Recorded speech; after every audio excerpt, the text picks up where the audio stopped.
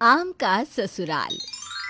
निकिता की शादी को 2 साल हो चुके थे, पर अब तक निकिता का पति विवेक सही से काम नहीं कर रहा था। वो जहाँ भी नौकरी करता, 1 से 2 महीने के बाद उस काम को छोड़ दिया करता। ऐसे ही एक दिन, विवेक, हमारी शादी को 2 साल हो चुके हैं, पर अब तक आपको ढंग की नौकरी भी नहीं मिली। हर 2 महीने बाद, 3 महीने बाद आप नौकरी छोड़ देते हो और घर में बैठ जाते हो। आखिर ऐसे घर कब तक चलेगा? निकिता, तुम तो ऐसे बोल रही हो जैसे मैं कोई निठल्ला इंसान हूँ। अरे मैं भी तो काम देख रहा हूँ ना। अगर नौकरी ढंग की नहीं मिल रही तो मैं क्या करूँ? कोई नौकरी देखोगे और उसे सही से करोगे तो तुम्हें नौकरी मिलेगी ना। तुम तो हर नौकरी पर जाते हो और बहस करके आ जाते हो। और अगर नौकरी नहीं कर सकते तो कोई छोटा मोटा बिजनेस ही शुरू कर लो। कोई भी बिजनेस ऐसे ही शुरू नहीं हो जाता, उसके लिए पैसे चाहिए होते हैं। इतना बोलकर विवेक गुस्से में वहां से चला जाता है। आज फिर निकिता के घर में नौकरी को लेकर कलेश होता है। अब ये कलेश धीरे धीरे घर में बढ़ने लगता है। और एक दिन जब निकिता सब्जी काट रही होती है तो उसकी सास उमा आकर निकिता से कहती है, बहू, तू आज भी सादा खाना बना रही है? अरे कभी तो कुछ ढंग का भी बना दिया कर। माँ जी, मैं ढंग का तो कुछ बना दूं, पर ढंग का कुछ बनाने के लिए घर में सामान भी तो होना चाहिए, पैसे भी तो होने चाहिए। तो कहना क्या चाहती है बहू, कि हम कंजूस है या फिर गरीब? मैं आप सबको ना कंजूस समझती हूँ और ना ही गरीब, क्योंकि आप सब कामचोर हैं जो नौकरी नहीं कर सकते। अरे अगर किसी के पास नौकरी नहीं कर सकते तो कोई अपना बिजनेस तो कर लो, पर आप सबसे तो वो भी नहीं होता। बहू, बिजनेस तो हम कर भी ले, लेकिन उसके लिए भी तो पैसे होने चाहिए ना। तेरे माँ बाप ने कहा था कि दहेज में हम कैश देंगे, और वो भी बहुत सारा, पर कुछ नहीं दिया। अब तू ही बता, मेरा बेटा कहाँ से बिजनेस करेगा? निकिता और उमा के बीच में काम को लेकर बहस हो ही रही होती है कि तभी वहां विवेक आ जाता है और अपनी माँ से कहता है, माँ, तुम आम के पेड़ों पर जरा भी ध्यान नहीं देती हो। जाके एक बार बाहर तो देखो, कितने आम आए हुए हैं। इनको फेंकना चाहती हो क्या, या फिर घर खराब करना चाहती हो? ये आम पके उससे पहले सारे आम तोड़कर मोहल्ले में बांट दो, या फिर किसी को भीख में दे दो। एक तो बहू ने जीना हराम कर रखा है, ऊपर से इन आम के पेड़ों ने। मेरे घर में जितने लोग नहीं, उससे ज्यादा तो घर के बाहर आम के पेड़ है।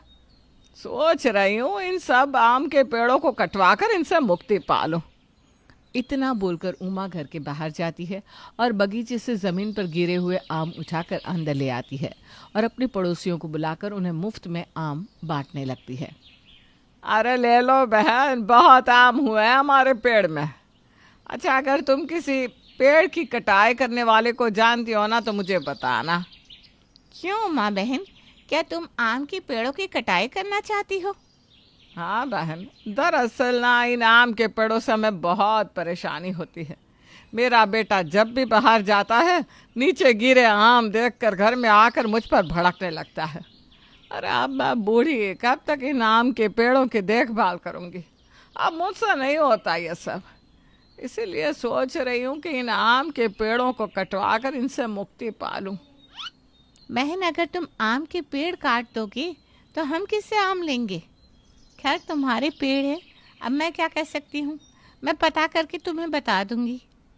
अब उस औरत के जाते ही घर में बिखरे आम देखकर निकिता के दिमाग में अपना खुद का आम का बिजनेस करने का प्लान आता है और वो अपनी सास से कहती है, माँ जी, आप कह रही थी ना कि बिजनेस करने के लिए पैसे चाहिए होते हैं।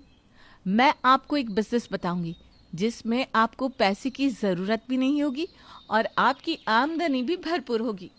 पर इस काम में आपको और विवेक जी को बिल्कुल भी आलस नहीं करना है। अब ऐसा कैसा बिजनेस है बहू जो बिना पैसे लगाए हो जाएगा?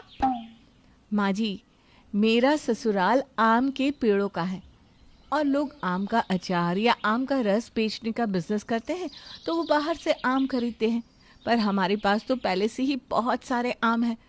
हम कच्चे आम तो बेचेंगे ही, और वही आम जब पक जाएंगे तो हम उन्हें सीजन के हिसाब से बेचेंगे।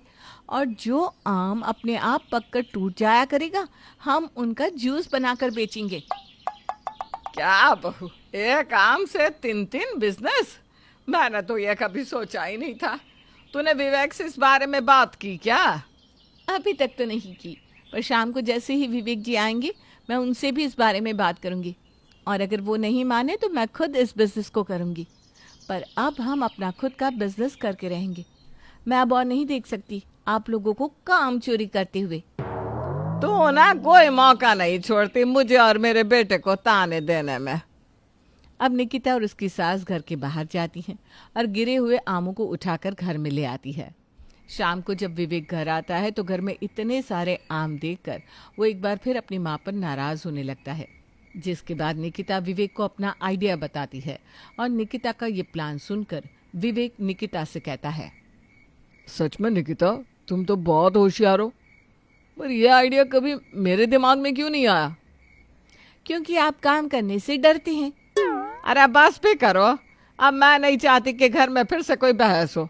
मैं अभी गली की औरतों को बुलाकर लाती हूँ और उन्हें ये आम बेच देती हूँ।